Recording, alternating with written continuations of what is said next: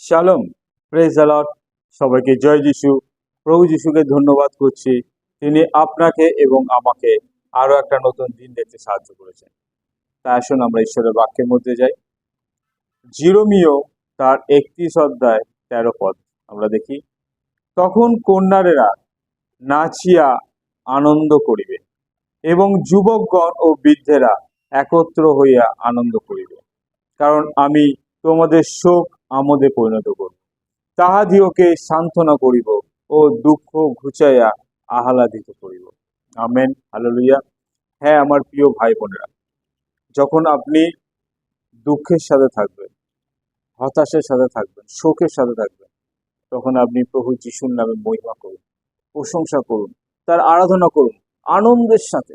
আনন্দের সাথে যখন আপনি আরাধনা করবেন, আপনার শোক আনন্দে পরিণত হবে, আপনার দুঃখ আনন্দে পরিণত হবে। হালেলুয়া। শয়তান আপনাদেরকে সব সময় দুঃখে কষ্টে ফেলে রাখার চেষ্টা করে, কিন্তু আপনি যখন আরাধনা করবেন সেই জীবন্ত ঈশ্বরের নামে, মহিমা করবেন, প্রশংসা করবেন, তখন আপনার জীবনের সমস্ত দুঃখ চলে যাবে, আপনার পরিবারে আনন্দ ফিরে আসবে। তখন তিনি আপনাদেরকে তৈরি করেছেন, রচনা করেছেন। তিনি আকাশ ও পৃথিবীর সৃষ্টি করেন। তিনি চান না তার সন্তানরা কখনো দুঃখে কষ্টে থাকুক। হালেলুয়া। তাই আপনি যখনই সময় পাবেন, আপনি আরাধনা করুন, জীবন্ত ঈশ্বর আরাধনা করুন। যখন আপনি আরাধনা করবেন, আপনার সঙ্গে আপনার পাশে সে স্বর্গের দূত উপস্থিত থাকবে। হালেলুয়া। তাই আপনি আর দুঃখে কষ্টের মধ্যে নয়, যখন সময় পাবেন আপনি আরাধনা করুন।